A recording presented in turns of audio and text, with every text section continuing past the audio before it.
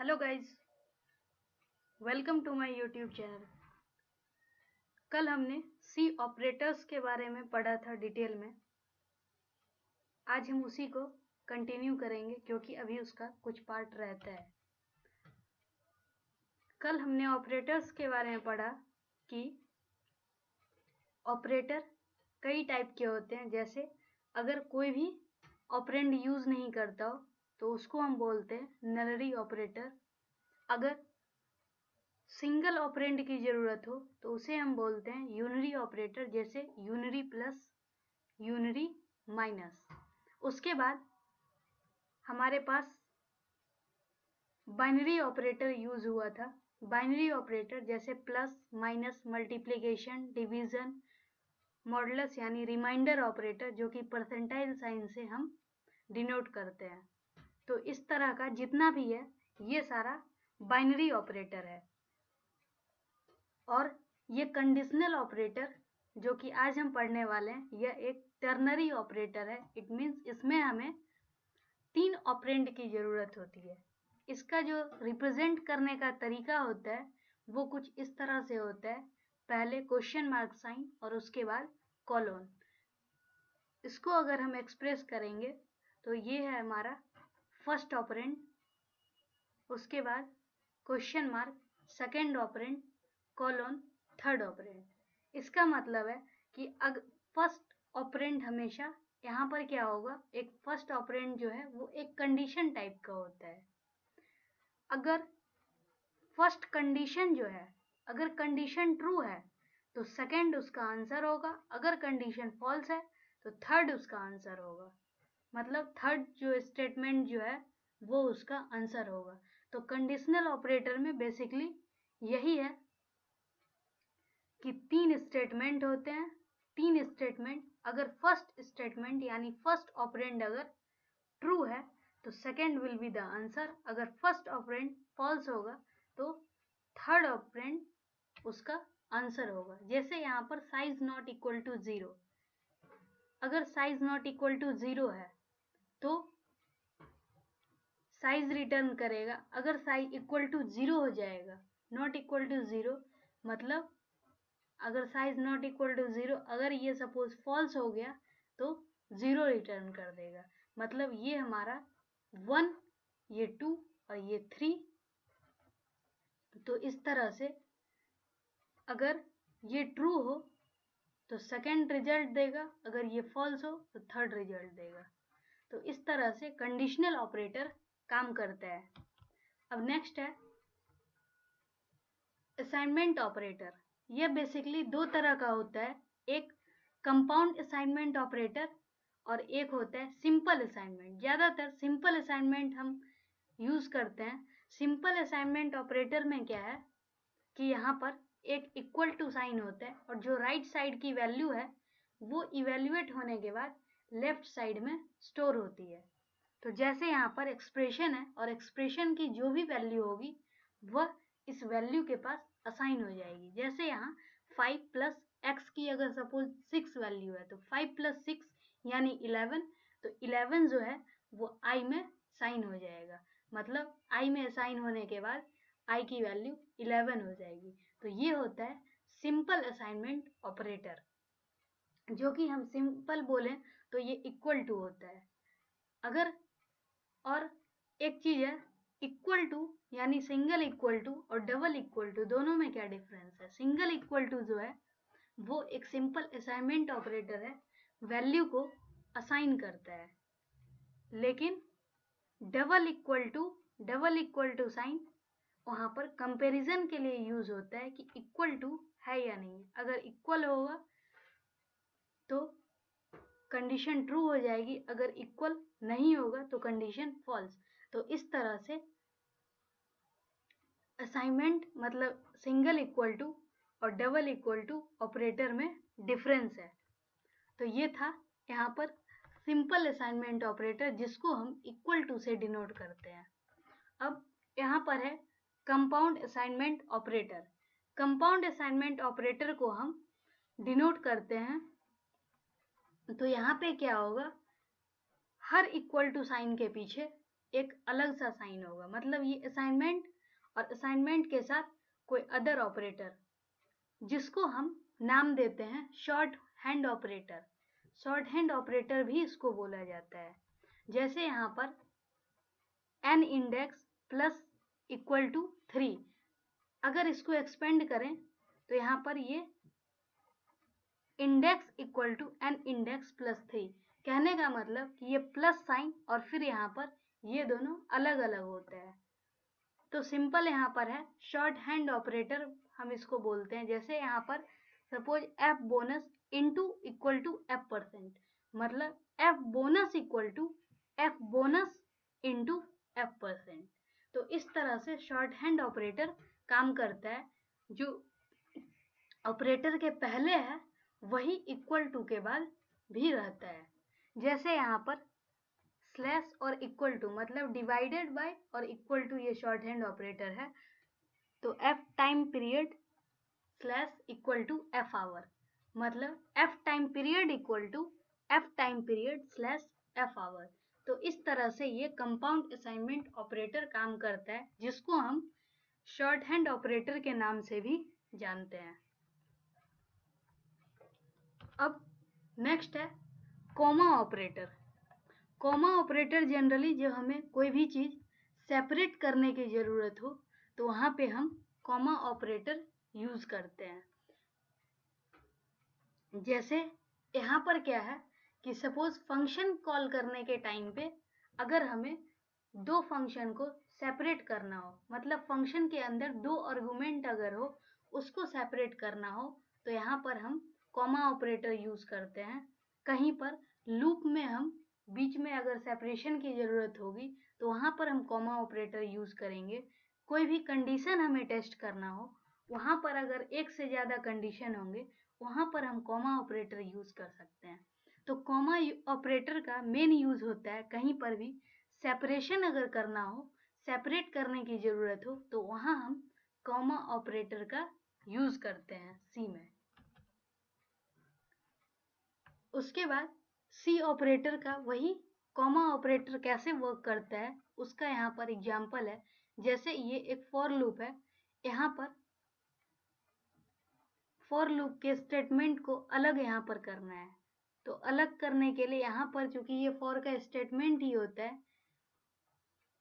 कि यहाँ पर सेमीकोलन यूज होगा, तो यहाँ पर है, लेकिन यहाँ पर ये इंक्रीमेंट और फंक्शन दोनों के बीच में सेपरेशन की जरूरत है, तो इसलिए यहाँ पर हम कॉमा ऑपरेटर यूज कर रहे हैं। यहाँ पर भी इफ के साथ मल्टीपल कंडीशन हमें देने हैं, तो हर कंडीशन के साथ यहाँ पर कॉमा ऑपरेटर यूज हो रहा है और कॉमा ऑपरेटर यहाँ पर वर्क कर रहा है एज अ सेपरेटर। यहाँ पर भी है फंक्शन के साथ उसके आर्गुमेंट को कॉल करने की बात जब है, तो इसमें एक आर्गुमेंट यहाँ पर है, ये दूसरा आर्गुमेंट है, और दोनों के बीच को सेपरेट करने के लिए, दोनों को सेपरेट करने की जरूरत अगर हमें आई तो हम यहाँ पर कॉमा ऑपरेटर यूज किए। तो यहाँ पर या फिर हमें अगर वेरिएबल को यूज करने की बात आती है, वेरिएबल अगर हमें अलग अलग करके उसको अगर डिफाइन करना हो तो वो भी कर सकते हैं, और अगर एक लाइन में ही डिफाइन करना हो तो उसको हम कॉमा से सेपरेट कर सकते हैं। तो यहाँ पर कॉमा जो है वो एज अ सेपरेटर यूज करता है, न कि एज अ ऑपरेटर यूज करता है। तो इस तरह से ये सभी कॉमा ऑपरेटर का यूज है। अब नेक्स्ट हम पढ़ते हैं बिटवाइज ऑपरेटर। बिटवाइज ऑपरेटर भी यहाँ पर डिफरेंट टाइप का होता है। मेनली जैसे यहाँ पर बिटवाइज, यहाँ पर निगेशन है, बिटवाइज एंड होता है, बिटवाइज और होता है। तो बिटवाइज यहाँ पर निगेशन की बात है, तो निगेशन का सिंपली मतलब होता है यहाँ पर कि कोई भी चीज है उसका जस्ट अपोजिट करना। अब जैसे यहाँ पर अगर हम निगेशन यूज करते हैं तो निगेशन में क्या है कि जो भी वैल्यू होगी उसका जस्ट अपोजिट करके रिजल्ट देगा। जैसे यहाँ पर एक नंबर का 16 बिट रिप्रेजेंटेशन है, तो निगेशन करने के बाद क्या आएगी, जो वैल्यू 0 है वो 1 हो जाएगी, और 1 0 में कन्वर्ट हो जाएगा। तो इस तरह से बिट वाइज नॉट यानी बिट वाइज कंप्लीमेंट ऑपरेटर काम करता है। तो इस तरह से हम बिट वाइज कंप्लीमेंट ऑपरेटर का यूज करते हैं जब हमें जस्ट अपोजिट वैल्यू करना है। जैसे यहाँ पर 0 से 1 और 1 वाले सारे 0 हो गए। नेक्स्ट में यहाँ पर भी है,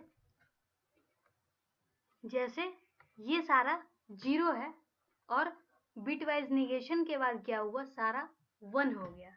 तो इस तरह से बिटवाइज यानी बिटवाइज नॉट ऑपरेटर काम करते हैं। अब यहाँ पर नेक्स्ट है bitwise shift operator. Bitwise shift operator जैसे उसको हम डिनोट करते हैं less than greater than sign से। जैसे यहाँ पर डबल लेफ्ट की तरफ है, इसको हम बोलते हैं left shift operator. Left shift operator में क्या है कि जो वैल्यू है, जितने बिट शिफ्ट करने के लिए कहा जाएगा उतने बिट लेफ्ट की तरफ शिफ्ट करेगा। और राइट शिफ्ट ऑपरेटर का काम है कि जितना बिट उसको राइट शिफ्ट करने के लिए कहा जाएगा उतना बिट राइट शिफ्ट करके फाइनल रिजल्ट देगा। एग्जाम्पल से समझते हैं।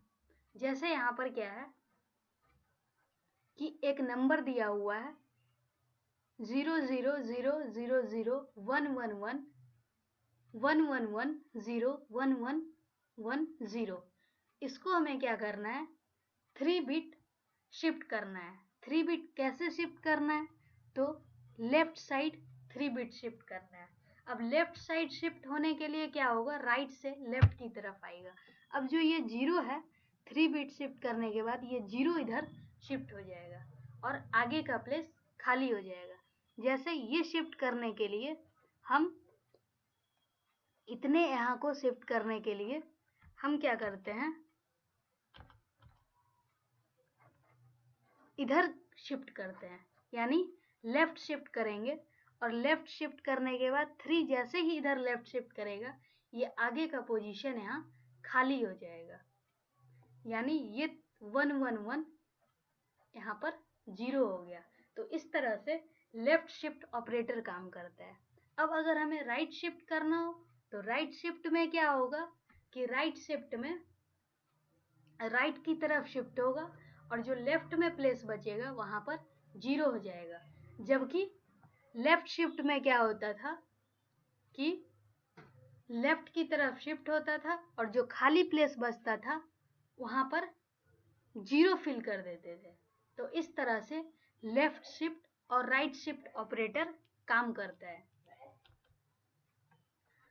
अब नेक्स्ट है बिटवाइज एंड ऑपरेटर।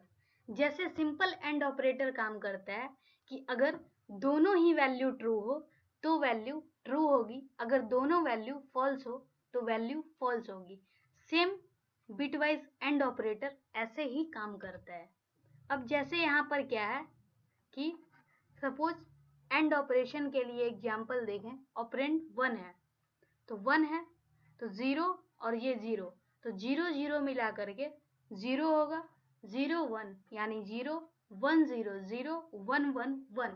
कहने का मतलब कि दोनों ट्रू है तो ट्रू, अदरवाइज सारे कंडीशन में फॉल्स।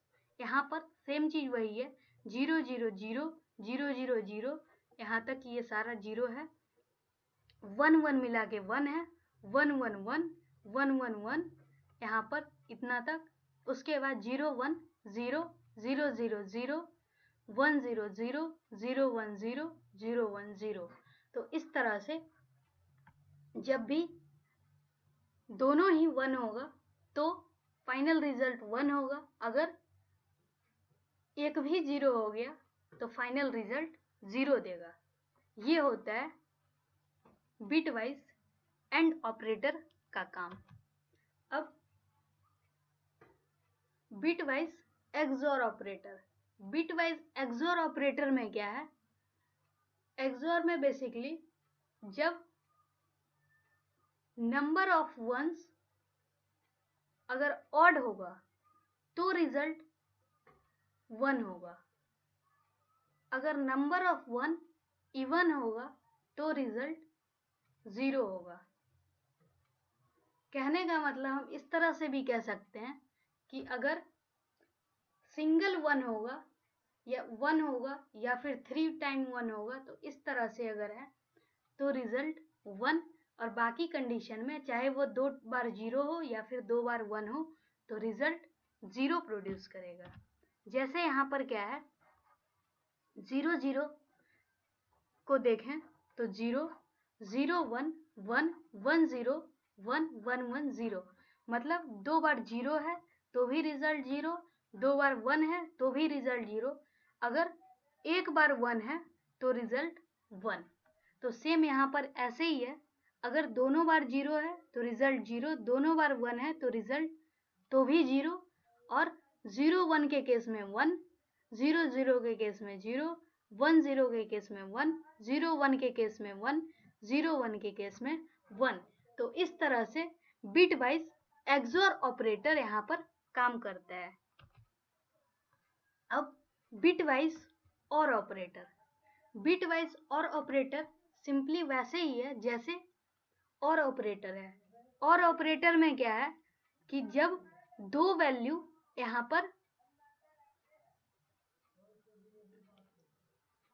ट्रू हो तो भी वैल्यू ट्रू आएगी, और अगर एक भी ट्रू हो तो भी वैल्यू ट्रू आएगी, लेकिन जब दोनों ही फॉल्स होगा तो वैल्यू फॉल्स आएगा।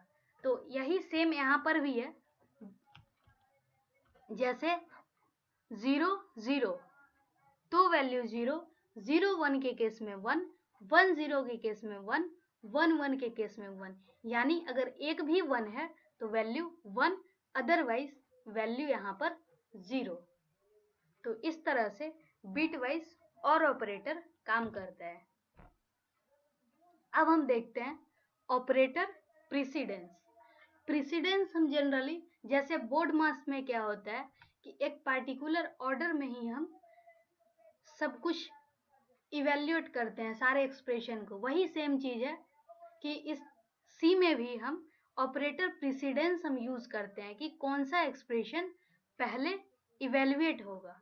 अब जैसे अगर हम एक अरिथमेटिक एक्सप्रेशन दिया हुआ है, अरिथमेटिक ऑपरेशन अगर इसमें लगाते हैं, अगर left to side right evaluate करते हैं तो यहाँ पर रिजल्ट 5 आता है। अगर राइट टू लेफ्ट इवेल्युएट करते हैं तो रिजल्ट 1 आता है, जो कि दोनों ही कंडीशन में अलग अलग आंसर है। अब इसको अगर हम पैरेंथेसिस यूज कर दे रहे हैं तो आंसर 5 आ रहा है। कहने का मतलब कि हम जिस तरह से हम रिप्रेजेंट कर रहे हैं उस तरह से अलग अलग आंसर यहाँ पर आ रहा है। तो इसके लिए हमें एक पार्टिकुलर प्रीसिडेंस फॉलो करने की जरूरत होती है कि हमेशा एक ही आंसर आए, हर कंडीशन में अलग अलग आंसर ना आए। तो ऑपरेटर प्रीसिडेंस, ऑपरेटर प्रीसिडेंस जैसे मैथ में बोर्ड मास में यूज होता है, उसी तरह से हम सी में यहाँ पर प्रीसिडेंस यूज करते हैं ताकि हम एक कंसिस्टेंट रिजल्ट को गेन कर सकें।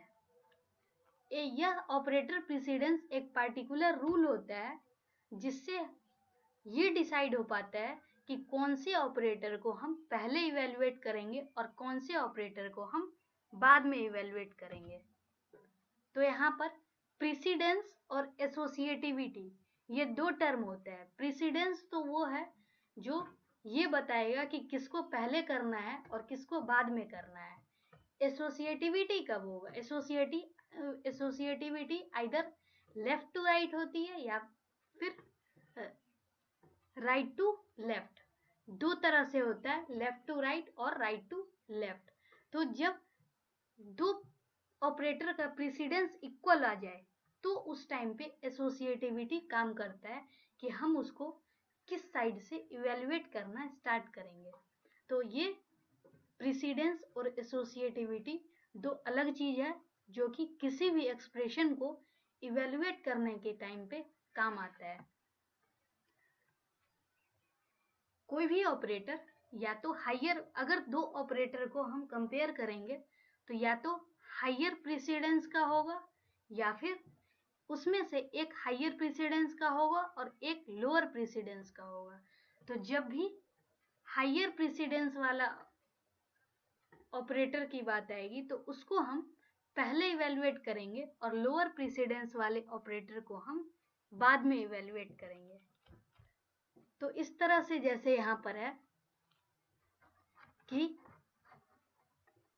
Double quote parenthesis dot operator arrow operator post fix plus plus यानी पोस्ट इंक्रीमेंट और डिक्रीमेंट, ये दो सारे जो ऑपरेटर हैं इसका प्रेसिडेंस सबसे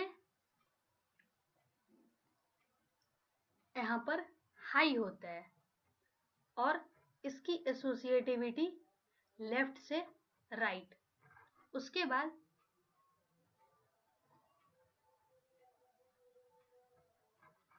प्रीफिक्स यानी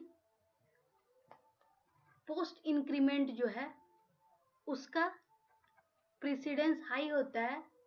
पोस्ट इंक्रीमेंट और पोस्ट डिक्रीमेंट का प्री इंक्रीमेंट, प्री डिक्रीमेंट और साइज ऑफ ऑपरेटर का जो होता है वह लो प्रेसिडेंस का होता है और इसकी एसोसिएटिविटी राइट टू लेफ्ट है। उसके बाद यहाँ पर ये सारे जितने भी हैं एम्परसेंड साइन, उसके बाद पॉइंटर हो गया, unary plus, unary minus, negation, not, ये सारा ही इससे लो है। मतलब हम ऊपर से नीचे की तरफ जैसे ही आ रहे हैं प्रेसिडेंस जो है वो डिक्रीज होता जा रहा है और जैसे यहाँ पर प्लस और माइनस है इसकी एसोसिएटिविटी लेस है compare to multiply, divide, modulus, और इस सारे की जितने भी है सबकी एसोसिएटी लेफ्ट टू राइट है। कहने का मतलब कि अगर दो ऑपरेटर का प्रेसिडेंस अगर इक्वल हो जाए तो हम उसकी एसोसिएटिविटी के बेस पे डिसाइड करेंगे कि कौन सा ऑपरेटर पहले इवेलुएट करना है और कौन सा ऑपरेटर बाद में इवेलुएट करना है। तो ये प्रेसिडेंस ऑर्डर है। इस प्रेसिडेंस ऑर्डर के हिसाब से एक्सप्रेशन का इवेल्युएशन होता है। तो इस तरह से आप इस हेल्प से इवेलुएट कर सकते हैं। यह एक इम्पॉर्टेंट चार्ट है जिसको नोट करने की जरूरत है, कहीं पर आप लोग इसे नोट कर सकते हैं। अब नेक्स्ट है ऑपरेटर प्रेसिडेंस एंड एसोसिएटिविटी। इसकी बेस पे क्या होगा कि जो टेबल के बारे में बताया गया था कि प्रेसिडेंस और एसोसिएटिविटी दिया हुआ है और हाईएस्ट प्रेसिडेंस जो था वो हाईएस्ट से लोएस्ट की तरफ था और हर ऑपरेटर का एक अपना पर्टिकुलर प्रेसिडेंस ऑर्डर और उसकी एसोसिएटिविटी होती है। अगर काफी सारे ऑपरेटर्स हैं और उसमें अगर किसी का इक्वल प्रेसिडेंस है तो उसको हम एसोसिएटिविटी के ऑर्डर पे हम उसको इवेलुएट करते हैं। All simple and compound assignment operators have equal precedence, मतलब जो भी इक्वल या फिर कम्प्लेक्स असाइनमेंट ऑपरेटर जिसको हम शॉर्ट हैंड ऑपरेटर बता रहे थे, तो वो दोनों का ही प्रेसिडेंस बिल्कुल इक्वल होता है और सबसे लास्ट का ही होता है एक तरह से। अब यहाँ पर जैसे इस तरह से है कि प्लस और माइनस इस दोनों का इक्वल प्रेसिडेंस है, तो अगर हमें इसको क्या करना होगा, इवेलुएट करना होगा, तो हम क्या करेंगे, इसको राइट टू लेफ्ट और लेफ्ट टू राइट जो भी इसकी एसोसिएटिविटी है, तो इस तरह से हम इसको क्या करेंगे, इवेलुएट करेंगे। जैसे यहाँ पर क्या है कि 3 एग्जाम्पल में 3 + 5 + 3 + 2।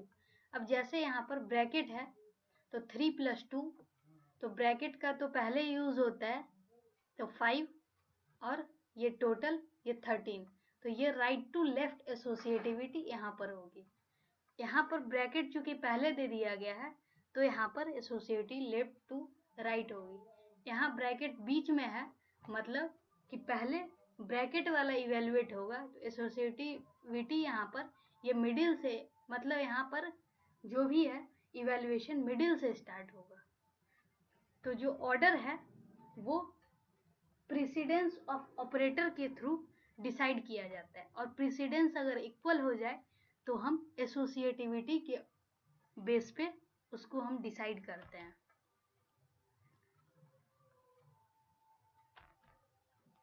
ये सब उसी चार्ट का एक्सप्लेनेशन है। एग्जाम्पल में हम देखते हैं, इससे हम समझते हैं, बहुत अच्छे से क्लियर होगा। जैसे यहाँ पर दिया हुआ है a plus B plus C plus D plus E, इसमें सारा ही प्लस साइन है, सबका प्रेसिडेंस बिल्कुल इक्वल है। तो इक्वल है तो इसको इवेल्युएट हम कैसे करेंगे, तो एसोसिएटिविटी के बेस पे। अब a प्लस बी पहले इवेल्युएट होगा यानी 1 नंबर पे, फिर जो रिजल्ट आएगा उसको c के साथ इवेल्युएट करेंगे 2nd नंबर पे, फिर जो रिजल्ट आएगा उसको d के साथ करेंगे 3rd नंबर पे, फिर रिजल्ट जो आएगा उसको e के साथ करेंगे 4th नंबर पे। तो इस तरह से इवेल्युएट करते हैं। अब यहाँ पर ऑपरेटर अलग अलग है। अगर अलग अलग ऑपरेटर है, इसमें 4 ऑपरेटर है, प्लस और माइनस का प्रेसिडेंस इक्वल होता है। मल्टीप्लाई और डिवाइड का प्रेसिडेंस यहाँ पर इक्वल होता है। तो हमें क्या करना है, पहले प्लस और माइनस के कंपैरिजन में मल्टीप्लाई और डिवाइड का प्रेसिडेंस ज़्यादा होता है, इसीलिए पहले हम उसको इवेल्युएट करेंगे। और मल्टीप्लाई एंड डिवाइड जो कि इक्वल प्रेसिडेंस का है, तो जो पहले यानी जो लेफ्ट में पड़ेगा पहले उसकी इवेल्युएशन होगी, उसके बाद फिर राइट में। अब मल्टीप्लाई यहाँ पर a प्लस बी इंटू सी, यानी b इंटू सी ये फर्स्ट नंबर पे इवेल्युएट होगा, फिर d upon e 2nd number पे होगा, फिर जा करके प्लस और माइनस का इक्वल प्रेसिडेंस होता है। एसोसिएटिविटी चूंकि लेफ्ट टू राइट है, इसीलिए 3rd नंबर पे ये इवेल्युएट होगा, और 4th नंबर पे ये लास्ट में यहाँ पर इवेल्युएट होगा।